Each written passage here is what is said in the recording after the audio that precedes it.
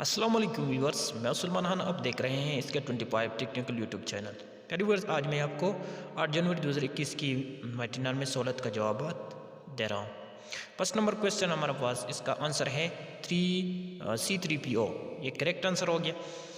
Second number हमारे पास है इसला neighbour, ये सेकंड क्वेश्चन का आंसर है correct answer.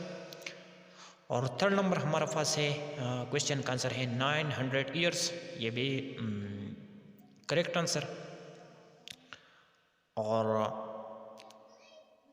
Fourth number question का हमारा आंसर है राइटर, ये भी करेक्ट आंसर। और लास्ट क्वेश्चन 5 नंबर का है जो वो न्यू है, ये भी करेक्ट आंसर हो गया। देखिए, हमको 50 मुफ्त MB दिया गया। इस तरह सवालात का जवाब हासिल करने के लिए और हमारे YouTube चैनल को सब्सक्राइब करें और बेल आइकन को प्रेस करें।